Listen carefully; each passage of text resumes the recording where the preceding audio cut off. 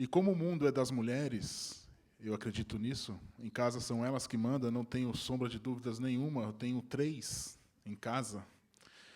Minha companheira Juliana, minha filhinha do meio Maiara e minha caçula Heloísa.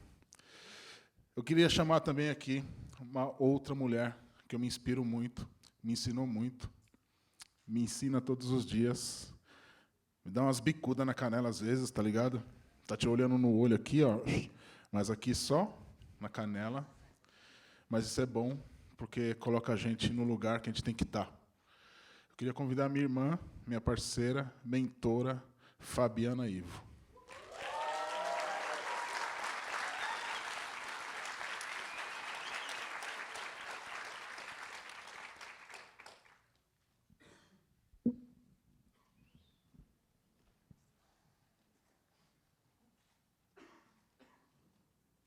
Salve, salve, gente.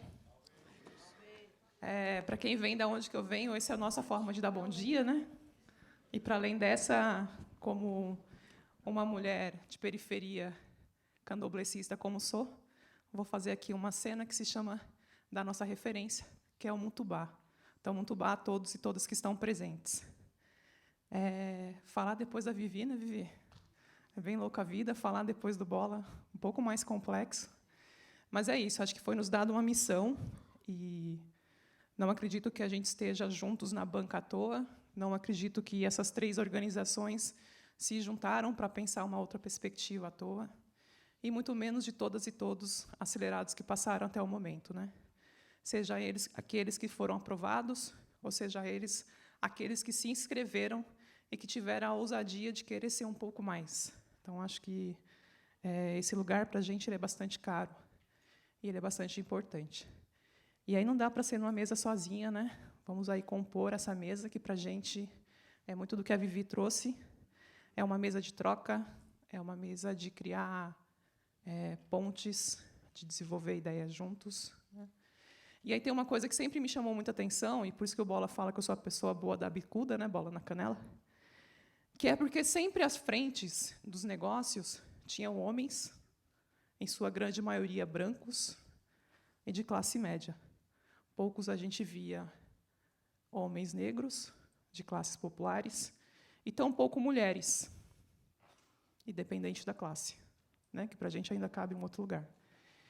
E aí me chamou muita atenção, porque dentro do mercado tradicional dos NIPs, essa tradição ela se mantinha, para além das empresas formais. Então, mesmo no negócio de impacto, a gente via isso se repetir. Nos chamou a atenção quando, lá na NIP, na primeira, na segunda e agora na terceira turma, o número maior de inscrição são mulheres. Mulheres que estão à frente dos seus negócios, mulheres que estão na tomada de decisão das suas vidas, que têm sua forma diferenciada de administrar os seus recursos. Então, nessa intenção, que nós vamos chamar hoje para a mesa, 2 mulheres de negócio de impacto de periferia, exatamente para que traga esse retrato do que é esse lugar nas cidades, né, nos locais que nós estamos inseridos, e que elas estão à frente de 2 negócios bastante potentes. Então, vou chamar para a mesa a Adélia Rodrigues, que é do Gastronomia Periférica.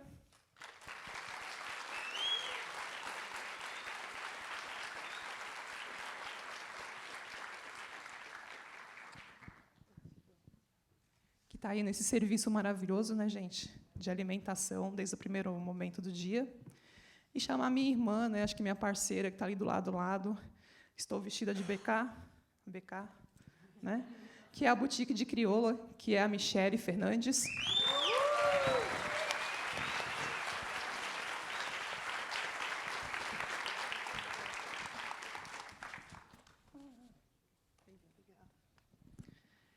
E aí nós sempre falamos essa ideia de cruzar as pontes, né, das trocas, né? Então, não seria nem um pouco da nossa parte ter uma mesa só de negócios de impacto de periferia, mas de pessoas também que estão diretamente ligadas a esses espaços. Então, nós temos aí a Greta Salve, da Fundação Tite Setúbal, do Fundo Zona Leste, que sempre acreditou, que sempre esteve nessa potência, discutindo com a gente nas mesas, nos espaços, né? Olhando olho no olho, que para a gente isso é bastante caro. E aí, na tentativa de igualdade de gênero, né? Não é muito a minha prática, nós trouxemos aí um homem, Guilherme, para estar com a gente, né? Porque faz parte também um pouco desse cenário que a gente vem construindo das trocas, do olho no olho, de acreditar nessa interface entre periferia e centro, de potencializar diversos negócios de mulheres.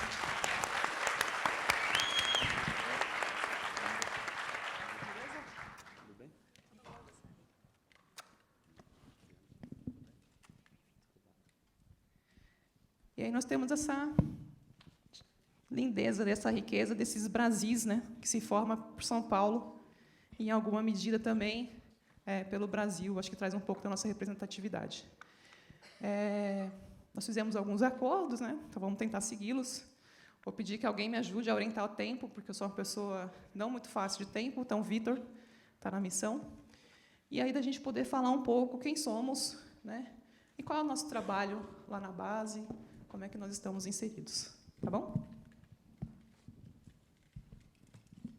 Eu começo, é isso? Sou eu? Louca. Não, só dizer, né, acho que o Bola me apresentou, sou Fabiana Ivo, eu cuido diretamente da direção pedagógica da banca hoje. Sou nascida e criada no Jardim Ângela, fui para a academia, voltei. Tenho uma diferença na questão de gênero, discuto isso já há pelo menos 15 anos. E amo essa equipe, né? Acho que o Bola falou uma coisa que a gente está junto desde o início, se rediscutindo principalmente o nosso papel e por que a gente faz o que a gente ama da forma que a gente faz. E a NIP, para a gente, é um presente. Então, o Bola vai tomar. Eu quero Vai intervir, né? tomar de assalto toda a mesa aí. Mentira.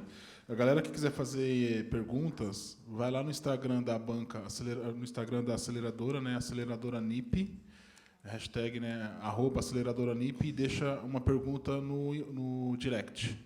Aí a nossa comunicação vai ver e a gente vai fazer a pergunta para o pessoal que está na mesa, tá bom? Valeu, Bola. É isso aí. Tem uma senha Wi-Fi funcionando, gente. Dúvidas? Acho que tem uma galera aí que pode passar também. Bom, igual na escola, porque né? Vou começar. Sou Adélia, eu sou feminista, isso é um ponto super importante, acho que principalmente dentro da periferia. Aí depois eu falo o que eu estudei academicamente. Eu me formei em psicologia. Acredito muito numa psicologia social feita coletivamente, né? E há 2 anos eu faço parte, sou uma das sócias do Gastronomia Periférica. Dentro da banca a gente aprendeu que a gente era um negócio social. A gente não sabia o que a gente era, né? Só sabia fazer. Fazia bem, mas podia dar muito errado. E aí a gente aprendeu, através do trabalho da NIP, que a gente é um negócio social que tem como ideia transformar a vida das pessoas, né, ou auxiliar nesse processo, através da gastronomia e do desenvolvimento humano, né? Nem olhar só para uma questão técnica, onde você ensina a cortar, mas você não sabe nem quem é aquele ser humano, e nem também mergulhar profundamente em questões pessoais e esquecer que você precisa viver no dia a dia, gerar renda, né? Então a gente tentou juntar essas duas coisas e acho que a gente está conseguindo, né? Tá, a prova está ali fora, né? Com vários ex-alunos e alunos que hoje em dia são os nossos colegas de trabalho. Então estou bem feliz de estar aqui falando sobre esse processo. É isso aí. Salve a todos. Nossa, gente, se eu soubesse de onde eu vim para ouvir esse salve tão michuruca, vocês falariam salve melhor. Vamos começar de novo. Salve, galera, tudo bem? Beleza, gente? Eu vim do Capão Redondo, Zona Sul de São Paulo, cheguei atrasada, fiquei 2 horas para chegar aqui. Então, animação, né, gente? Por favor. Bem, meu nome é Michele Fernandes, eu sou empreendedora, sócia proprietária da Grife Boutique de Crioula. A Boutique de Crioula existe há 6 anos e, desde o dia 1, o nosso intuito dentro da marca é valorizar a cultura afro-brasileira e colocar mulheres negras como protagonista, tanto da marca, tanto na marca, quanto nos produtos que a gente cria lá dentro. A Boutique de Crioula nasceu de uma necessidade minha, de não me sentir representada no mercado, e calhou de eu estar numa fase de transição e querer passar isso para algumas pessoas que estavam nessa mesma fase que eu. Tanto que tem uma amiga minha aqui, lá atrás, que comprou meus primeiros turbantes, super me apoiou. Tuíla, maravilhosa. Aí, ó, viu? Encontra os clientes ainda. E, como eu disse, nosso intuito é justamente esse, desde o dia 1, valorizar a cultura afro-brasileira. E, há pouco tempo, também, eu descobri que o meu negócio era um negócio social. Eu fazia com coração, faço ainda. E, há pouco tempo, eu descobri que isso é um negócio social. E, através tanto da banca e outras pessoas que super me ajudaram, a aceleradora, eu sou uma da primeira fase de aceleração do ANIP, me fizeram abrir mais o meu negócio, entender mais o meu negócio, entender ele como um negócio social. É um prazer para mim estar aqui e dividir aqui com vocês um pouco da minha experiência.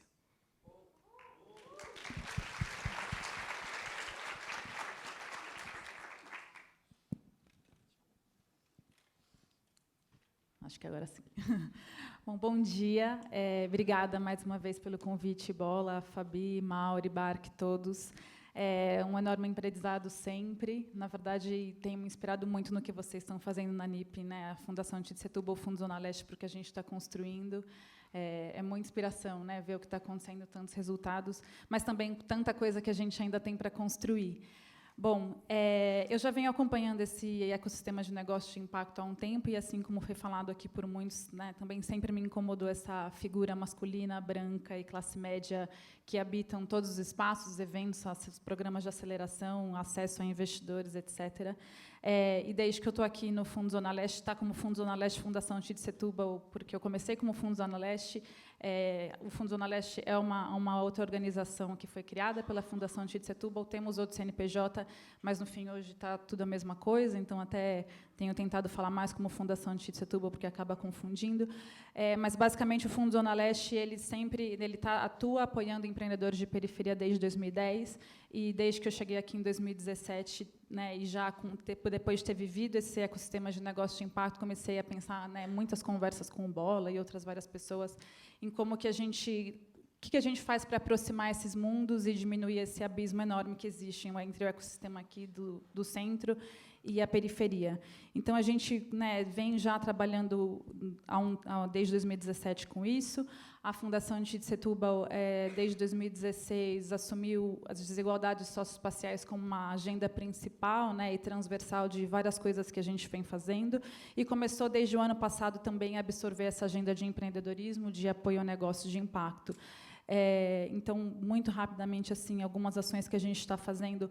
O ano passado, a gente criou um projeto que foi Inova ZL. Foi uma primeira tentativa, né, de estimular o uso da tecnologia, ferramentas de negócio de impacto social, começar a estimular aos empreendedores de lá, né, olharem para o potencial empreendedor para solucionar os problemas do território. A gente fez um hackathon, foi uma experiência muito legal. Os projetos que foram selecionados do hackathon estão sendo incubados pela BITS, da USP Leste, que a professora Jane está aqui também. E, a partir desse ano, a gente está reformando o Galpão ZL, que é o galpão que a Fundação faz a gestão desde 2006, que fica em São Miguel Paulista. Convido todos vocês a, em maio, estarem com a gente, né? A gente vai fazer a inauguração, ainda não está certíssima a data, mas espero que vocês possam participar. O galpão vai ter um espaço de coworking, tem uma cozinha para formação, é um lugar que a gente, né, que a gente quer criar essas pontes com o centro, criar essas pontes com outras periferias. Né, tenho provocado muito Bola para isso, para a gente realizar ações da NIP lá, e para, de fato, conseguir dar visibilidade, né, para esses negócios que vão ser criados lá, apoiados, um apoio técnico, apoio financeiro, conexões, rede, enfim, uma série de coisas que a gente tem pensado. Acho que, resumidamente, é isso.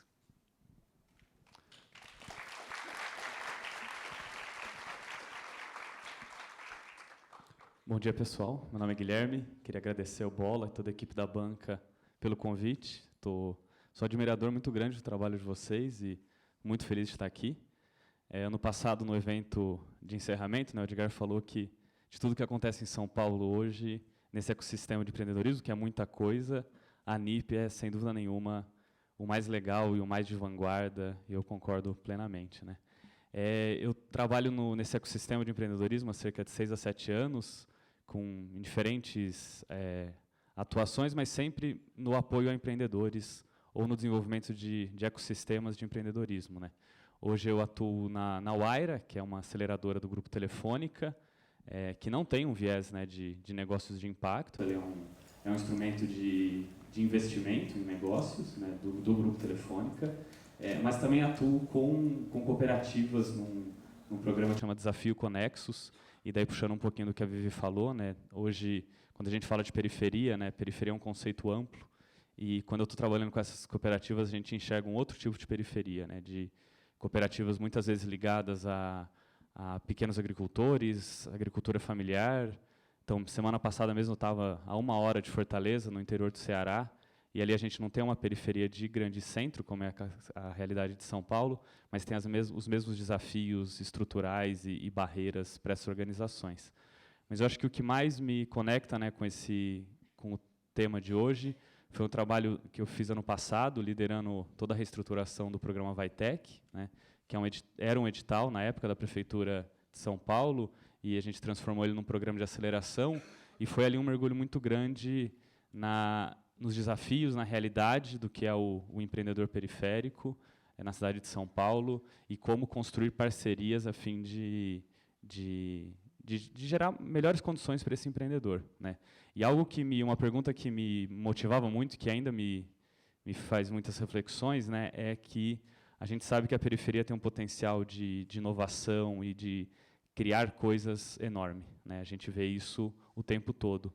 Mas quando a gente fala de criar negócios de alto valor agregado, né, que é o que hoje está realmente gerando riqueza no mundo, né, os elementos e recursos necessários para criar um negócio de alto valor agregado não estão disponíveis para a periferia, infelizmente, né?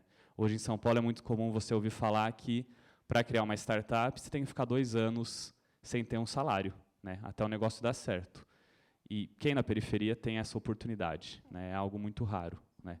Então, uma pergunta que fica muito para mim é como hackear esse modelo, né, de criar negócios de alto valor agregado, né, de empreender com inovação, para que esses empreendedores possam cada vez mais gerar emprego, gerar renda e gerar transformação nas suas regiões. É isso. Obrigado mais uma vez pela oportunidade. E acho que é isso, né? Quem de nós da periferia que pode sobreviver 1 mês sem salário, né? Então, o quanto que esse lugar é de desafio. A gente costuma muito dizer na banca que vários tentaram construir diversos muros para tentar nos afastar, mas a gente tem Mãe Sem Ponte, né? Então, a gente passa por diversos muros. E eu gostaria de ouvir um pouco de vocês como é que é essa história do empreendedor da periferia também ser ativista, né? Porque parece que uma coisa é contramão da outra, né? Parece que a gente não pode ser ativista e também ser empresário, e também estar à frente do nosso negócio, né? E o que a gente tem feito muito na perspectiva da banca é estar nesses 2 lugares e discutir nesses 2 lugares com muita potência. Então, se vocês pudessem falar um pouco. Eu já comecei a rir antes, porque domingo eu conversei exatamente sobre isso com o pessoal do Empreende Aí. Que aí, quando você começa a falar de negócio social, dentro da periferia, onde você tem movimentos sociais que foram importantíssimos de sobrevivência e são ainda, mas que se transformaram em organizações sociais, em ONGs, você passou a ser capitalista, né? Você fala de negócio, você é capitalista. Aí você sai fora e vai conversar com as grandes empresas, e aí você vem trazendo todo um viés do ser humano, você é ou comunista ou alguém muito, né, fora da caixa. Tipo, não, volta aqui com os números. E aí você fica nessa esquizofrenia, né, de não saber exatamente no princípio, eu acho, né? Acho que o que a gente precisa aprender enquanto empreendedor social é que o nosso fazer ele tem um propósito. Pelo menos eu acredito muito nisso, sabe? Eu não estou fazendo um trabalho porque eu quero ganhar dinheiro. Eu poderia fazer isso de uma outra maneira. Eu estou fazendo um trabalho porque eu quero que isso vire uma pedrinha no lago que vai fazer várias ondas, né? E essa onda também é colocar dinheiro na mão de quem precisa, que sou eu, que é a minha aluna, que é principalmente essas mulheres, porque 90% das turmas do Gastronomia são mulheres, que se desacreditaram em vários momentos da vida, seja com 17 anos, seja com 20 ou com 60, que é o que a gente tem agora, e que estão pegando um fiozinho, né, de esperança para se olhar de novo e dizer, não, acho que dá para fazer alguma coisa com as próprias mãos, sabe? Então, quando alguém diz, é muito comunista, eu falo, espera aí que eu vou te trazer a tabela. Aí eu levo a tabela. Ou, você está se vendendo. Eu falo, cara, vamos estudar junto, né? O que é o movimento social. Vamos também entender a narrativa de cada um. Eu não sou da Zona Sul, de nascer e viver ali, né? Eu nem sou de São Paulo, começa por aí. Eu tenho uma trajetória muito cigana e gosto disso. Mas o meu coração, eu falo que o meu coração e os meus pais, eles escolheram a Zona Sul de São Paulo para ficar, e eu não consigo sair dali de jeito nenhum, né? Então, tem um porquê, não é um enfrentamento de alguém que não entende que o processo de crescer, inclusive no ativismo, passa pelo negócio. Se você não bota dinheiro na mão das pessoas, elas não comem. Se elas não comem, elas não vão conseguir lutar. Não adianta você entregar um livro, né, ou dar uma aula de política para alguém que está com fome, né? Então, esse é o grande lance. Eu me sinto muito ativista. Eu comecei falando, né, eu sou, né, Adélia, eu sou feminista, essa é a minha luta, né, é a causa das mulheres. É óbvio que eu tenho várias outras, mas essa é a minha principal. E aí eu achei um negócio onde eu ia olhar para isso. Então, quando eu vejo uma turma com 90% de mulheres, e aí eu penso, poxa, que elas se inspirem em mim, que se inspirem em você, que se inspirem na Michelle, sabe? Em várias outras mulheres, eu digo, então é isso que eu vim fazer aqui. Então está tudo certo.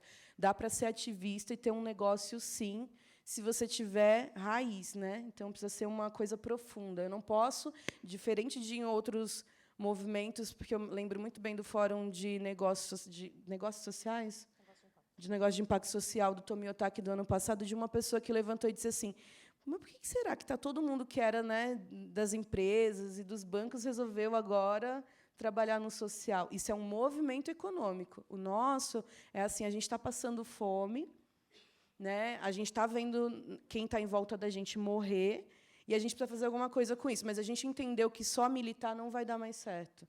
Eu preciso militar, entregar um relatório e dizer para você, olha, tantos % de mulheres estão morrendo por isso, isso e isso. Para mim, é importante ter uma mulher de 60 anos na minha turma, quando a gente descobre que a maior prática de violência agora está sendo na terceira idade, por filhos e por netos que precisam usar droga, mas o precisar por alguma causa social foi buscar isso, e aí vem nessas mulheres o meio de conseguir o dinheiro, e aí cometem uma questão de violência dentro de casa. Então, quando eu tenho uma representante dessa faixa etária dentro da minha turma, eu falo, acho que eu estou fazendo a coisa certa, entendeu? Mas é isso, você está sempre apanhando, você só tem que dar uma desviada, assim, né? Um você leva a tabela, o outro você leva um livro, aí você fala, estudei em tal lugar, às vezes também precisa dessas coisas, né? Enfim.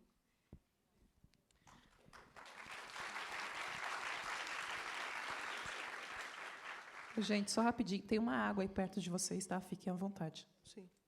Eu acho que, como já foi dito aqui, empreender na periferia é justamente hackear o sistema e empreender com propósito.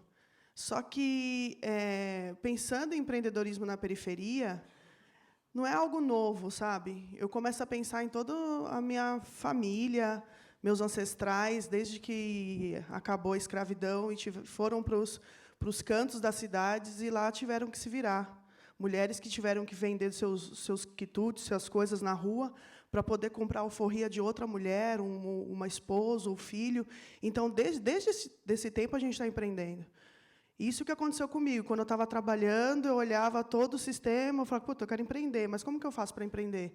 Vou procurar um negócio aqui com pouco investimento. O pouco investimento era R$5.000, R$3.000. Eu ganhava R$1.000 por mês, pagava aluguel, e onde que eu ia tirar esse dinheiro para poder empreender? E como eu comecei a olhar para mim, para a minha família, eu vi que a minha mãe vendia marmitex no carrinho de feira, minha avó sustentou 3 filhas fazendo tranças há 30 anos, ela começou há 30 anos atrás, ou mais, e sustentou as filhas, construiu sua casa. E, quando a gente fala de empreendedorismo, a gente não enxerga essas mulheres, não enxerga essas pessoas que estão se virando. Na crise de 2016, eu vi que surgiu na quebrada o carro do ovo, não sei se vocês conhecem, o carro da pizza de R$10. E isso não é empreender, o que é, gente? Sabe? Eu não consigo colocar um outro nome sem ser que isso é o verdadeiro empreendedorismo. E é justamente isso que a gente faz, a gente hackeia o sistema sem ter grana, sem ter a educação necessária para isso. E eu comecei justamente fazendo isso, sabe? Falei, ó, eu tenho uma ideia de negócio, não tenho dinheiro para investir, eu tenho R$ 150 que eu posso perder, se der merda, não der nada certo, R$ 150 não vai fazer eu passar fome. Então, eu vou pegar esses R$ 150 e vou começar com isso aqui. E aí começou a roda a girar. E por muitas vezes você falou, né, que a gente, quem pode viver sem salário? Por muitas vezes a gente deixou de ganhar nosso salário para poder fazer a roda continuar girando, a empresa continuar trabalhando. Então, atrasava aluguel, atrasava uma conta de água, uma conta de luz, mas acreditando no propósito daquele trabalho. De ver, sair para um evento e ver uma pessoa falar para mim, pô, a partir do seu trabalho, eu consegui deixar meu cabelo crescer natural, estou me sentindo muito melhor, conectada comigo mesmo. Então, você vai colocando na balança, né, o propósito do seu trabalho, e eu acho que é isso que faz ele acontecer. Então, eu acredito nisso, que, sim, dá para empreender na periferia, com propósito, hackeando o sistema. Assim, acho que a gente acorda todo dia fazendo isso, sabe?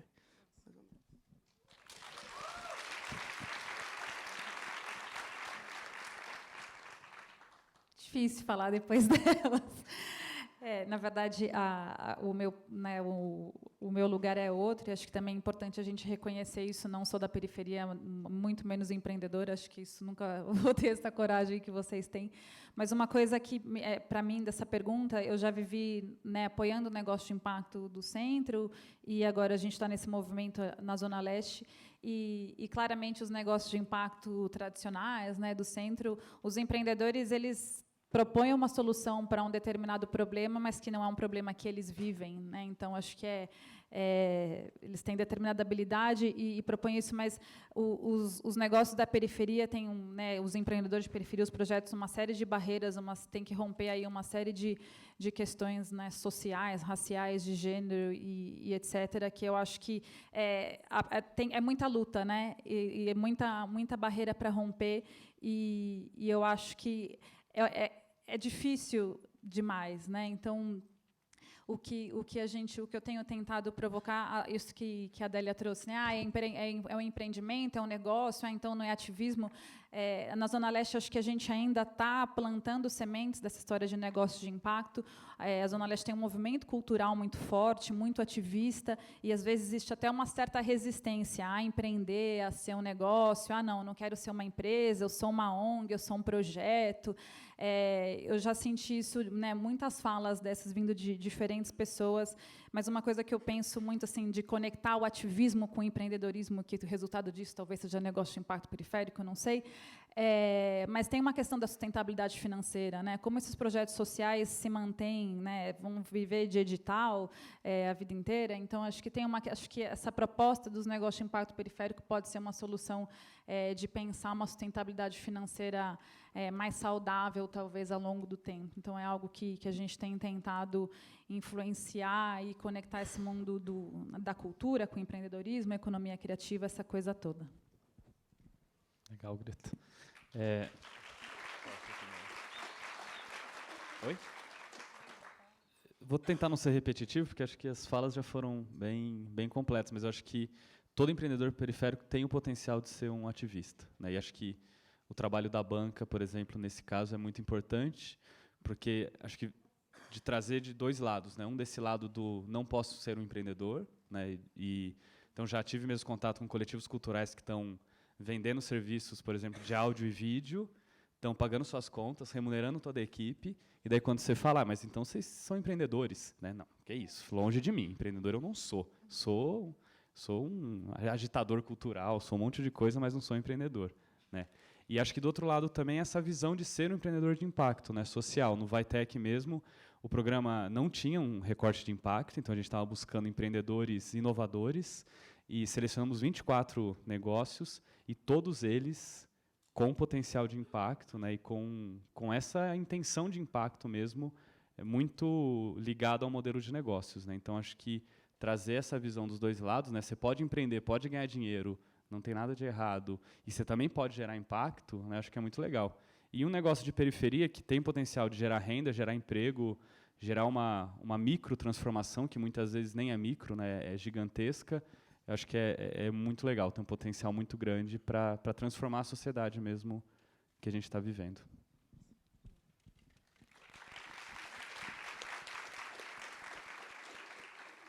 Acho que esse é um cuidado que o Bola trouxe na fala, né? E acho que é um cuidado que a FGV e a Artemisia também se propõe, que é esse lugar da gente extravasar as barreiras, né? Da gente levar esse conceito um pouco mais além, né?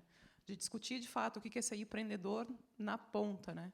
Isso que a Michelle bem trouxe, né? Nossas mães, nossas avós já eram quituteiras, marmiteiras, e já faziam com que seus filhos vivessem a partir daí, né? Então, como é que a gente ressignifica esse lugar de empreendedor, que não é somente com a vertente capitalista, né? Porque, e aí tem um cuidado, que eu acho que ele é muito pertinente, e na banca a gente fala muito dele todos os dias, né? Ganhar dinheiro não é feio. Saber investir dentro da nossa própria comunidade não é feio. Quando eu contrato uma mão de obra pelo valor justo, o que é mesmo que eu estou fazendo? Eu estou sendo um capitalista desenfreado ou eu estou sendo uma pessoa que compreende a necessidade do local, que sabe da dificuldade desse pai ou dessa mãe ou desse jovem de não conseguir se manter no mercado muitas das vezes porque não tem feeling, porque não é aquele lugar. E ele começa a compreender que talvez dentro de um grupo cultural ou dentro de um grupo de gastronomia é a sua parte, né? É o lugar de fazer essa diferença, né? Então, esse é um cuidado muito grande, né? O Emicida está aí que nos deixa esquecer todos os dias, ele tenta nos lembrar todos os dias, né? Tem uma galera vendendo Jesus há muito tempo, né? Por que a gente não pode vender rap? Por que a gente não pode vender os nossos serviços, né? E aí eu traria uma última pergunta aqui nossa, e a gente vai abrir pelo Instagram, tá, gente? Então, coloquem lá as perguntas pelo Instagram. O Vitor estava aqui há pouco trazendo que já tem algumas. Tem que aprender com bem vocês, vocês são importante. muito modernos. Eu também achei linda essa Muita modernidade. Eu usaria uma ficha pautada aqui, seria mais fácil, mas, enfim, a gente vai aprendendo também. Qual é o desafio, né, de compreender esse ecossistema de negócios de impacto, né? E de estar dentro de um negócio de um ecossistema de negócio de impacto periférico, né? Por que a gente traz isso? Quando nós falamos dos fóruns, muitas das vezes a gente não se sente representado, ou nós não vemos a representatividade que nós gostaríamos de ver, né? Então, qual é o maior desafio hoje para se compreender esse ecossistema de forma latente, que converge para criar as pontes? Não precisa ser na ordem, não, viu, Adélia? A gente não está na escola, pode fugir do ar. Tá?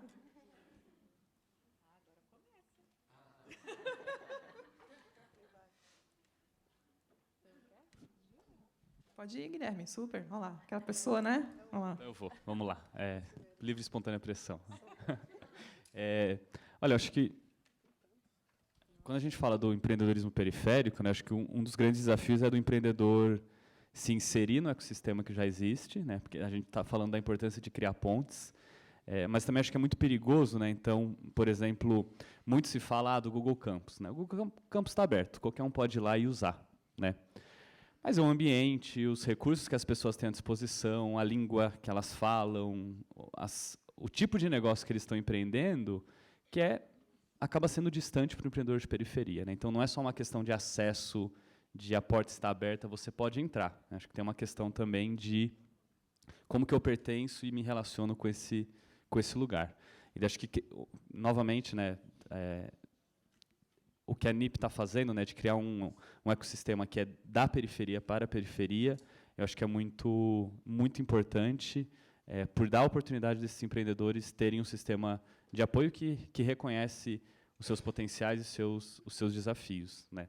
Eu acho que do lado do ecossistema, né, estabelecido, no centro, digamos, eu acho que um desafio muito grande é como que a gente cria essas pontes e acelera as curvas de aprendizado, né. Então, um exemplo que eu gosto muito de usar é que, quando a gente fala, se você for falar com um investidor hoje em São Paulo que investe em negócios, em novos negócios, né, a maioria já sabe que marketplace é um modelo de negócio muito difícil, né, porque precisa de muito capital, você tem que ter um fluxo de pessoas muito grandes entrando na sua loja para o negócio dar certo e para parar de pé, né. Então, hoje você vai em eventos ou programas de startups em São Paulo, tem cada vez menos pessoas criando marketplaces, porque elas sabem que a chance de dar errado é muito grande, né. Do outro lado, na periferia, hoje a gente ainda vê muita gente empreendendo com marketplace, né. Então, acho que também uma pergunta é como que também a gente acelera esse tipo de aprendizado para que, então, se criar marketplace é tão difícil assim, né? A periferia não tem que fazer isso de novo e errar e quebrar vários marketplaces para aprender isso, né? Vamos aprender com quem já tentou fazer isso pelos últimos 5, 10 anos, né? E para acelerar essas curvas de aprendizado, né? E acho que outra coisa também é um pouco daí a nível de tecnologia, né? Quando a gente vai nesses eventos, espaços, o pessoal está muito falando de blockchain, de criptomoedas, de inteligência artificial, né? E como que a gente faz isso também chegar para o empreendedor de periferia, né? São barreiras gigantescas, né, de educação, barreiras sociais que a gente está inserido, mas acho que é um desafio legal para a gente pensar, né? Como fazer também essas tecnologias chegarem na realidade e na mão do empreendedor de periferia, para ele também ter condições de empreender com inteligência artificial, né? E não ter que ficar, muitas vezes, limitado a modelos ou negócios que não acessam esse tipo de tecnologia de vanguarda. É isso. São vários assim, os desafios, né? Mas pensando assim, em alguns pontos, vem o primeiro. Eu só tive a oportunidade de fazer minha primeira aceleração quando nasceu a NIP, que teve o viés de olhar para a periferia, o empreendedor da periferia. Muito se fala em impacto social, muito se fala em aceleração, mas são tudo do outro lado da ponte. E quando você vai do outro lado da ponte, que eu digo que eu estou lá no Capão Redondo, aí a ponte, Racionais, então vocês vão fazer a conexão aí. Está tudo do outro lado da ponte, e quando você vai para apresentar o seu trabalho não é o trabalho que eles estão procurando. O segundo também vem a síndrome do impostor, né? Você não acredita que o seu trabalho é bom o suficiente para atravessar essa ponte. E trazer essas aceleradoras para a periferia fez com que a gente tivesse um olhar diferente para esse empreendedor que está ali fazendo acontecer todos os dias, sabe? Um olhar. Também eu participei do fórum também ano passado, e eu era a única empresa de periferia, as outras empresas já tinham recebido vários aportes e tal, e uma das coisas que várias siglas em inglês e tal, e eu falei, isso já é uma barreira para o empreendedor já, sabe? Você chegar aqui, você está fazendo aquilo que eles estão falando desde o começo, mas você não tem toda essa educação empreendedora para poder estar no meio daquela galera, e isso faz que você fique cada vez mais na sua, sabe? Que você não queira avançar esses espaços. É um problema também.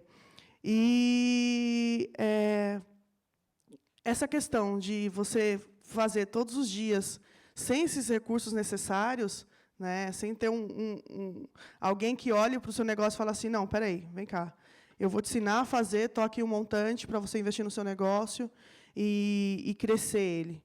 Então, é muito difícil. A gente está tanto tempo parado, tentando se manter vivo, que a gente não consegue olhar ao redor para conseguir crescer, para conseguir parar, fazer uma aceleração, parar certos dias da semana para poder se dedicar ao seu negócio. Porque você está tanto tempo ali fazendo o negócio girar para ele não morrer, que você não tem tempo para você avançar esses lugares.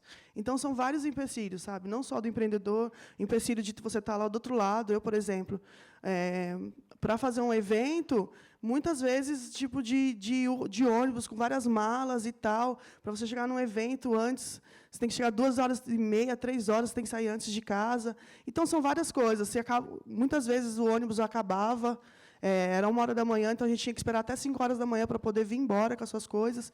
Então, são várias coisas que vai deixando você sempre passos atrás, sabe? Então, é um pouco disso. Nossa, eu fiquei ouvindo você, é isso. É o dia a dia. Não, fico pensando, é isso mesmo, é o dia a dia. Eu acho que eu tive uma fase, agora acho que deu uma melhoradinha, mas uma fase que eu só dizia assim, tipo, a pessoa perguntava, eu falei, vou ser muito sincera, a pessoa perguntava, e eu dizia, estou exausta. Como você está? Exausta? Eu não queria mentir, falar, tudo bem, não estou, tudo bem, estou exausta. Porque você tem que... O Edson fala muito isso, né? A gente troca todos os dias da nossa vida, tipo, a roda com o carro andando, né? Mas, ao mesmo tempo, você precisa desenvolver um pensamento positivo, acho que é positivo mesmo, sabe? Eu sinto que a falta fez da gente muito mais criativo. Não é à toa que as pessoas, né, que as grandes empresas vão atrás da gente na periferia, né? Que elas querem aquilo que a gente sabe. Talvez a gente não saiba ainda formatar tão bem. A maioria não sabe formatar porque passa por uma coisa de autoestima muito forte, né? Então, quando eu disse, é isso mesmo, a síndrome da impostora bate nas mulheres mais ainda, porque, né, estava contando para uma pessoa lá fora que uma amiga nossa disseram para ela, precisa ter um sócio homem porque as empresas vão respeitar muito mais você se você tiver um homem do seu lado. Ou que, às vezes, eu passo muito por isso, hoje em dia um pouco menos, porque a gente alinhou muito esse discurso, da pessoa achar que ela precisa discutir negócio com o meu sócio, porque é o homem que entende de negócio, e eu que tinha que estar lá na cozinha, né? E aí o nosso processo é completamente inverso. Então, o desafio é a realidade, que ela bate na gente com todas as questões sociais. Então, assim, é um homem e uma mulher, vocês devem ser casados, vocês não são sócios. É mulher? Não, ela não deve entender tanto assim de negócio. Né? É periférico? Nossa, vocês não devem ter estudado muito. Então, são várias coisas. Né? Só que isso tudo nivela o pensamento das pessoas por baixo, e aí a gente vem com o fator surpresa, do tipo, tudo isso aí que você está falando, eu já sei. Né? E o meu poder criativo ele é muito maior do que você que precisa aprender comigo. E aí, se você quiser trocar, né, você me dá alguns subsídios para eu entender como é essas linguagens todas, né, todos esses termos, e eu te digo como é que é a realidade, porque é isso que as pessoas precisam. Né, dessa troca. Assim. Então, eu acho que a gente aprende, sim, e o gastronomia tem um viés muito do movimento. Né? A gente circula São Paulo, e, às vezes, até fora de São Paulo, porque a gente decidiu ser uma metodologia que se replica em vários lugares. Né? E aí eu acho que cada lugar que a gente chega com o desafio de o que você tem e o que eu tenho, que é o desafio do educador. Né?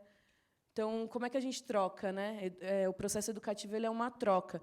E, às vezes, quem está lá com a canetinha, né, que pode liberar uma grana para um investimento no seu negócio, não sabe disso. Então, tem vários desafios? Tem toda a realidade, tem uma sociedade completamente doente, mas a gente é criativo para me dar problema que eu te dou solução, sabe? Só que cansa. Então, é importante a gente olhar também e ter uma rede de apoio muito bacana. Então, eu sinto que... Né, é chover no molhado, mas é muito real. A banca é muito isso. Né? O Gui, né, quando era do Vaitec, não foi a gente que se inscreveu, ele foi dizer para a gente o quanto que a gente era importante, né? Porque a gente nem se via dentro do Vaitec. Não, tem um monte de coisa para fazer, Gui, não dá. E ele, não, dá sim, ó, isso aqui é importante, vocês vão crescer. E o tamanho que a gente tem muito a ver com essas trocas, sabe? Então, eu acho que é isso, o desafio ele existe, mas existe um potencial muito grande na gente. Né? Mas a autoestima precisa estar muito bem trabalhada para você saber olhar para esse potencial e dizer assim, eu não sei ainda o que significa esse negócio aí que você falou, mas eu sei que quando eu souber, eu vou dar aula disso. E quando você vai ver, você faz desde o começo. Nossa, eu já sabia fazer, se eu não sabia usar esse termo, aí você inventa até um termo mais fácil. Com certeza. Que é para todo mundo que é da periferia entender também. É isso.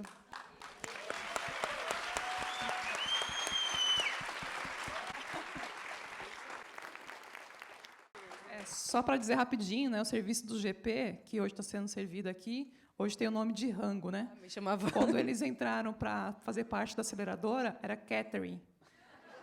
Ai, gente. Entendeu? Enfim. Mas eu explico, peraí, antes de passar. Eu explico, a gente não queria ser um buffet.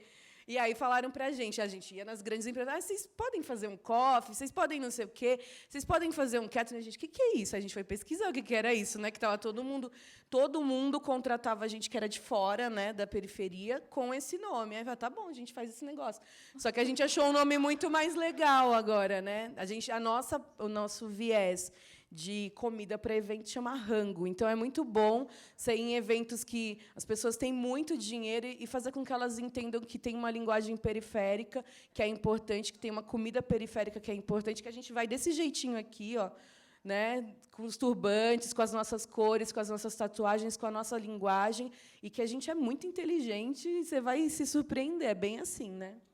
Mas foi graças à NIP que a gente achou nosso nome.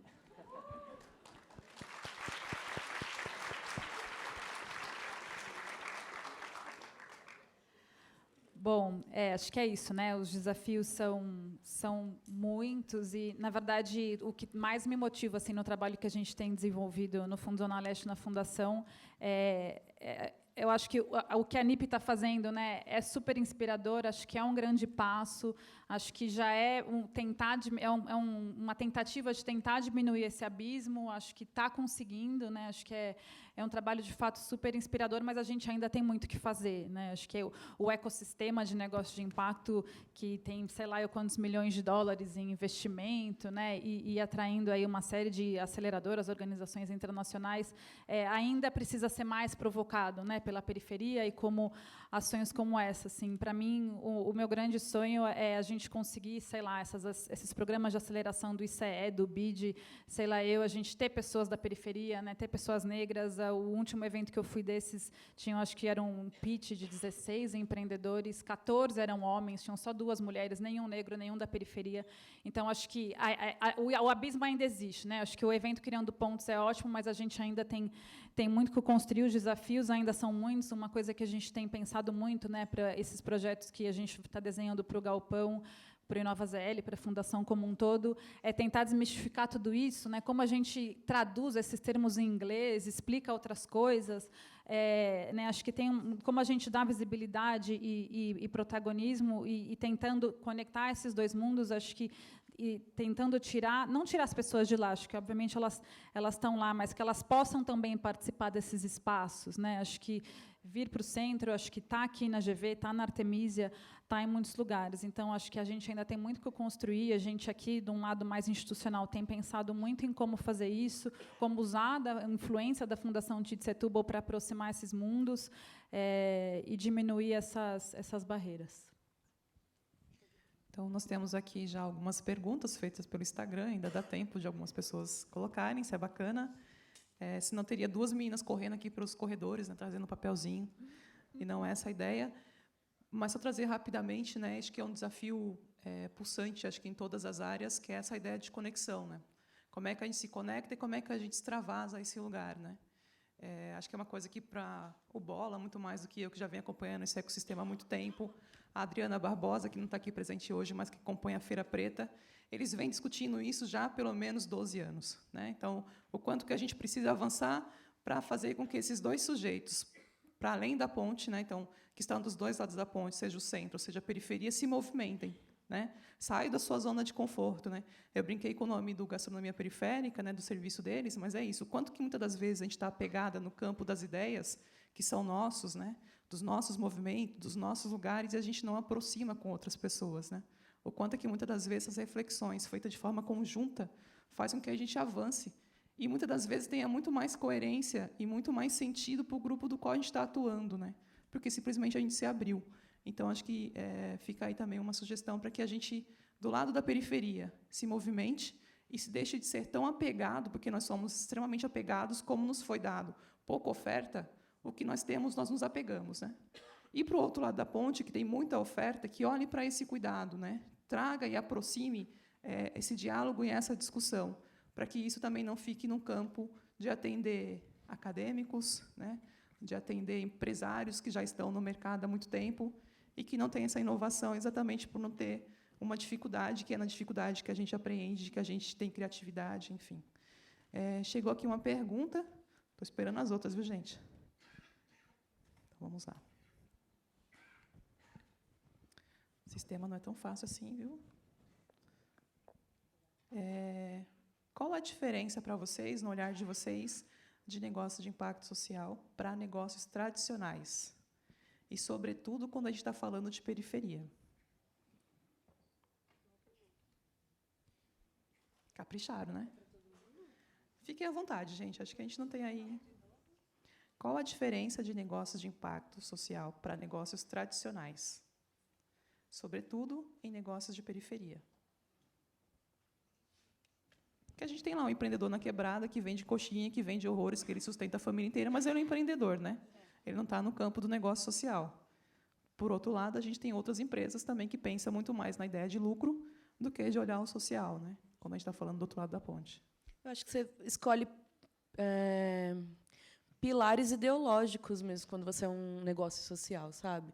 Então, vai ser igualitária as decisões, né? Você decide esse processo como um todo. Eu acho que um empreendedor da periferia de um negócio tradicional, ele quer só manter o negócio dele, é legítimo, né, gerar renda para a família dele, mas ele nem entende que ele pode impactar outras pessoas com aquele serviço, né? A gente lida muito com esse empreendedor tradicional dentro do aplicativo do Gastronomia Periférica, que aí você mostra para aquele empreendedor ali na área de alimentos, olha, você poderia contratar pessoas que moram perto, porque essa pessoa vai permanecer no bairro, se ela permanecer no bairro, ela vai ter uma outra relação com o dia a dia dela, ela consegue levar o filho na escola. Você vai dizendo coisas, né, que tem um aprofundamento ideológico, que é o ativismo, né? O negócio social ele traz isso, ele traz pilares ideológicos muito bem estabelecidos, né, que não pode ser só eu existo porque eu quero fazer com que a minha família consiga se sustentar, o meu negócio se sustente, gere lucro e eu consiga, no máximo, ter uma rede. Você pode até ter uma rede de empresas, né, tem várias filiais, enfim, que a gente vê dentro da periferia pessoas com um processo de crescimento muito significativo. Tem gente que domina a Zona Sul, por exemplo, né? Mas que não necessariamente é um negócio social, mas poderia ser. Se ele começa a prestar atenção, que ele contrata jovens, e principalmente jovens que têm alguma dificuldade com a lei, e que é um viés que normalmente ninguém quer trabalhando dentro das suas empresas, isso acontece. Se ele começa a ressignificar esse processo e estabelece quais são os pilares ideológicos dele, eu acho que aí sim ele consegue até se transformar num negócio social. Mas é isso, você não faz pensando só em fazer girar dentro do negócio. Você faz pensando como é que isso vira uma reação em cadeia mesmo, né? E aí pensando cada uma dessas etapas. Eu acho que é assim. Eu acho que eu traduziria isso para intencionalidade, talvez, né? Qual que é a intenção do negócio e se é só ter a maior margem de lucro possível, gerar o máximo de renda para mim mesmo. E isso traz, acho que, decisões no dia a dia que são muito difíceis, né? Então, acho que usando até o exemplo aqui do rango, né? Eles geram muito pouco lixo, né? O serviço de vocês e aposto que não é o jeito mais barato de fazer isso, né? Porque plástico é muito barato, né? Plástico você compra, usa, joga fora, já era, né? Então é uma decisão difícil que envolve custo, que envolve logística, operação, mas que torna o serviço algo mais genuíno e relevantemente de impacto, né? Então acho que é muito essa intenção do que está vinculada ao próprio negócio. Eu recebi uma outra aqui que de repente a gente pode fazer tipo entre algumas a gente vai falando, tá bom? Como é possível o morador da periferia se empoderar para empreender e sair do mercado tradicional? Ó, isso aconteceu com alguns de nós já, né? Como é possível, né? Eu também não sei, eu estou pensando nisso até hoje. Brincadeira. Mas, assim, eu me vi desempregada, né? Com uma segurança, que eram 6 meses de seguro-desemprego, e já estava decidida que eu não voltaria para o mercado de trabalho. E apostei. Então, a questão de você acreditar mesmo no que você está fazendo, investir com segurança, que eu acho importante, né? Não é, eu vou fazer e pronto, vou pegar todo o meu dinheiro que eu tenho e vou investir nisso. Então, você tem que investir com segurança, saber o que você está fazendo e acreditar naquilo. E o empoderamento vem com o dia a dia. As coisas vão dando certo, as coisas vão se encaixando, e aquilo vai te fortalecendo para você continuar a seguir em frente. Mas não é algo que de um dia você acorda e fala, hoje vou virar empreendedor, agora sou empreendedor e tudo vai dar certo. Não. Cautela, sabe? Segurança, cautela, ter pessoas ao seu lado que te apoiem, é importantíssimo isso. Então, eu tenho um parceiro que me apoia desde o começo, que fala, quando muitas vezes eu falei, não quero mais, acho que é melhor voltar para o mercado de trabalho e tal.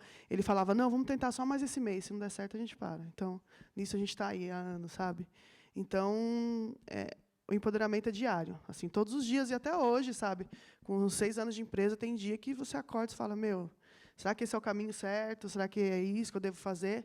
Então, todos os dias você olhar para você mesma e buscar esse empoderamento dentro de você. Olhar o seu negócio, ver o que as pessoas estão falando dele. Por muitas vezes você está desanimada, mas vem um cliente, dá um feedback legal e fala, estou no caminho certo. Então, acho que é isso.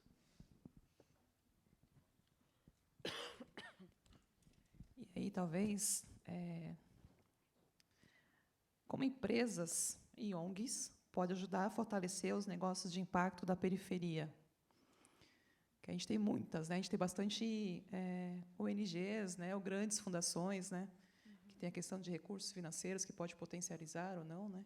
E empresas, né? Então, como é que esses podem fortalecer os negócios de impacto da periferia? Se é somente com o financeiro, né? Se é com expertise, como é que vocês olham para esse lugar?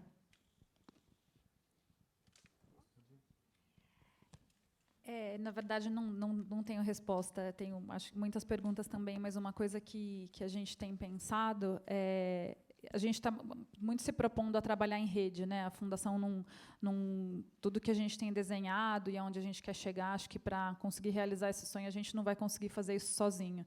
E acho que né, ali do território que a gente está, ter as organizações sociais como aliadas, ao mesmo tempo conseguir levar para lá outras fundações, outras empresas. Acho que o recurso financeiro é sim importante, claro. Acho que precisamos de dinheiro para investir, para conseguir apoiar, para ter cursos de formação, mentorias. Acho que muitas coisas, né, que têm um custo. Para as organizações sociais, acho que a gente está muito num papel também de levar não, né, mas assim conseguir mostrar essa história do empreendedorismo de um outro lado, porque de fato acho que existe sim uma resistência ainda, né?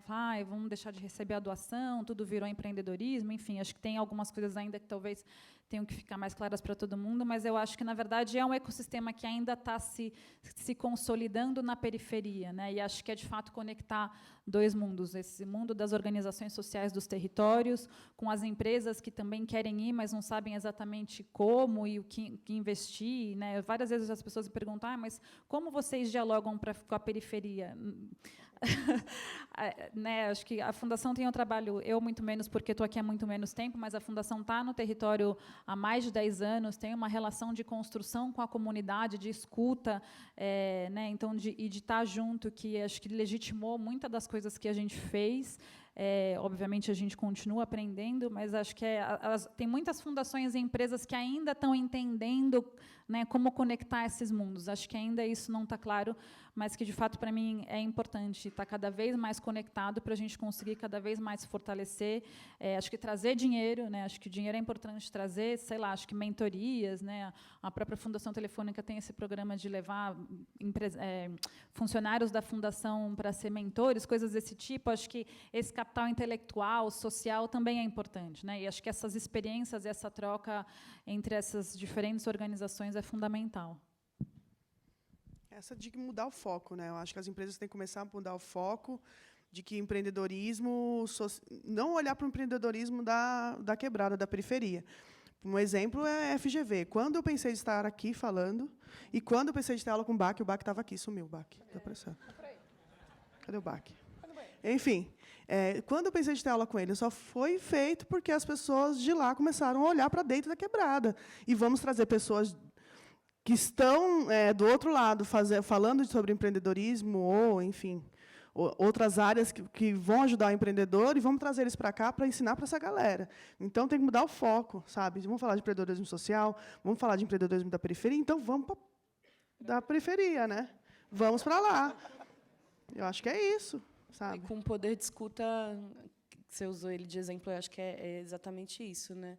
Muito respeitoso, né? Quando ele chegou, ele disse: não sei nada do que vocês, né, precisam, a gente vai descobrir juntos, né? E foi muito incrível. Então, a possibilidade dessa conexão, ela é muito importante, de uma escuta respeitosa de ambas as partes, porque isso também é importante, né? Tá voltando, a gente estava falando bem de você. Aí, ó, viu? Mal. Que também é importante para a gente também sair desse lugar do periférico raivoso, sabe? Que parece que a gente não sabe ouvir o que o outro lado tem a dizer para a gente. Não, vamos ouvir. Né? Eu sei muita coisa, você também sabe, a gente troca, e eu senti que esses processos de mentoria com pessoas muito importantes, né, que entendem muito de negócios, teve muito esse viés. Então, para a gente foi bacana. Né? E aí nós estamos indo para a parte final, gente. Então, muito obrigada para quem mandou as perguntas. Nós temos bastante perguntas aqui no Instagram. A gente vai tentar, dentro do que é possível de tempo no decorrer do dia de hoje, respondê-las, né? Acho que todo mundo não sai daqui se perguntando. A gente vai ter um café na sequência também, que vai ser bem bacana, dá para a gente trocar um pouco mais de ideia. Enquanto a aborígene estiver tocando, é melhor a gente não conversar, é melhor a gente dançar, né? É importante. Mas eu gostaria que vocês fizessem as considerações finais aí dentro do tempo que a gente tem, né? E dizer para a gente foi uma honra muito grande montar essa mesa, olhar para cada um, para cada história, para cada trajetória, né? E de ter muita afinidade com a banca, né? De ter muita afinidade com a NIP. Então, simplesmente por isso que vocês estão aqui, né? Então, isso para a gente é muito importante. E a gente ouvir um pouco essas considerações finais, de modo especial, da ANIP, que é onde nós estamos hoje falando sobre. Considerações finais, é quase que um... É quase um TCC. Porque depois vem os novos alunos, é tipo isso, né? Vem a próxima turma da ANIP. Mas eu acho que uma coisa importante da gente pensar é que a gente precisa construir as coisas, né, dentro dos nossos negócios que nascem na periferia, e que podem ser para dentro da periferia, ou eles podem ser para o mundo, né? Mas que seja um planejamento mais a longo prazo, sabe? Eu sinto que a gente tem boas ideias, elas nascem, borbulham constantemente, mas por vários motivos, inclusive de autoestima, né? Elas morrem, ou por investimento, elas morrem. Então, a gente está constantemente começando de novo. Você fica toda hora reinventando, e isso é muito cansativo. Então, que a gente acredite no que a gente faz e consiga criar um plano para a vida. Assim, falar, eu vou ficar com isso aqui, isso vai ser minha vida. Não é, se der errado... Não, eu vou pensar que vai dar certo e vou planejar para daqui a 1 ano, para daqui a 2 anos. Eu achava isso completamente impossível, principalmente na questão financeira, sabe? E foi muito no exemplo, porque eu acho que o gastronomia ele parece, apesar da gente ter, né, o viés da cultura e da gastronomia, que elas até podem se cruzar, mas a banca parece muito com a gastronomia parece muito com a banca. E aí escutar o modelo financeiro de vocês disse assim: poxa, dá sim, peraí. A gente está achando que a gente só tem sobrevivência financeira para daqui a 1 mês. Não, a gente consegue criar isso se a gente acreditar. Então, quanto que é importante pensar os nossos negócios a longo prazo e saber escutar até aquilo que você não gosta, porque é nesse lugar que você vai descobrir o potencial para essa coisa mais longa. Assim. O conforto, você já sabe, você não precisaria estar numa aceleração para poder saber o que você já sabe. Você precisa saber o que você não sabe. Né? Então, o desconforto ele vai ser importante para você sair desse lugar de que o meu processo é sempre o começo. Eu estou sempre começando o meu negócio. Não, o meu negócio ele já existe, ele se mantém, ele impacta tantas pessoas, né, numericamente, inclusive. Então, estou muito feliz de estar aqui, mas eu fico feliz porque, além de sentar, que eu adoro falar, dá para perceber, mas, além de estar aqui falando e ser uma mulher representando este negócio, né, então, isso me deixa feliz, não para o meu ego, mas para essa representatividade que a gente precisa ter. Além de tudo, trazer a nossa comida, né? Porque ela dialoga com vocês de uma outra maneira, num outro campo, né? Que é o afeto que a gente coloca para dentro. Assim. Então, estou muito grata, né, de estar com vocês aqui. Obrigada.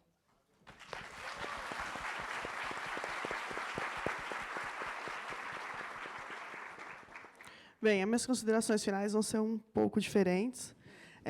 Eu jogo essa bola para todos que estão aqui ouvindo a gente.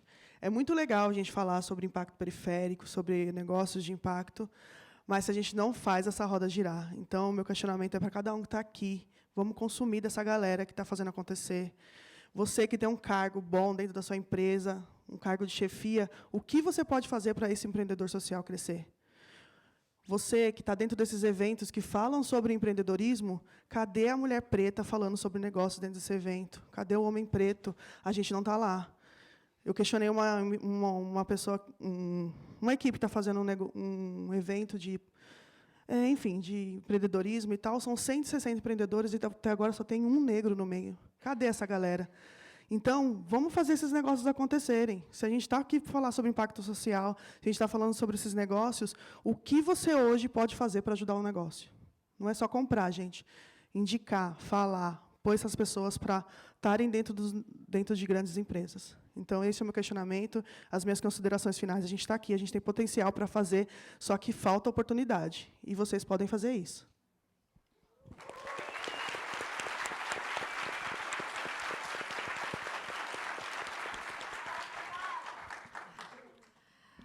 Concordo 100% com a Michelle.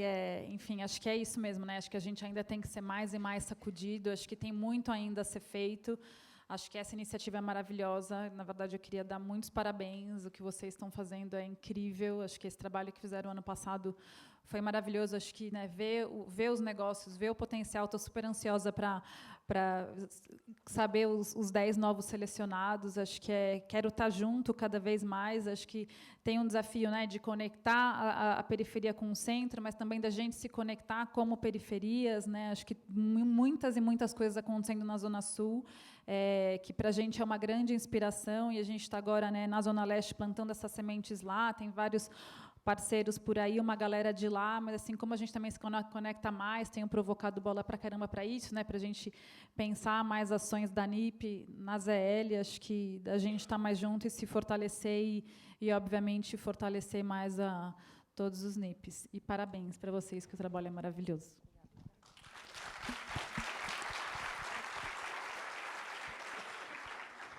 Queria agradecer a oportunidade. Estou muito feliz de estar aqui nesse painel.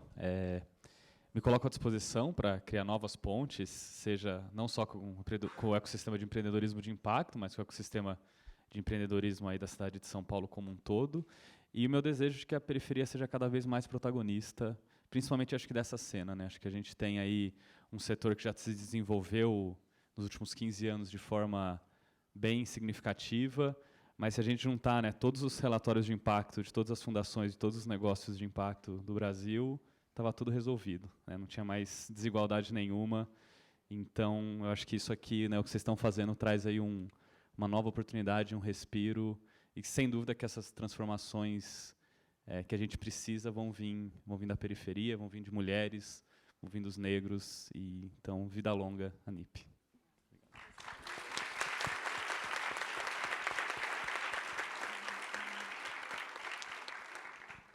Não, e aí, né, para encerrar, né, gente, com o Bola já me apresentou que eu sou a famosa chute na canela. E eu gosto da fama, né? Eu e Vivi, nós tivemos recentemente num evento da Oxfam que trazia um pouco do recorte da desigualdade no Brasil, né? E acabou de ser lançado, inclusive, está em rede e tudo mais.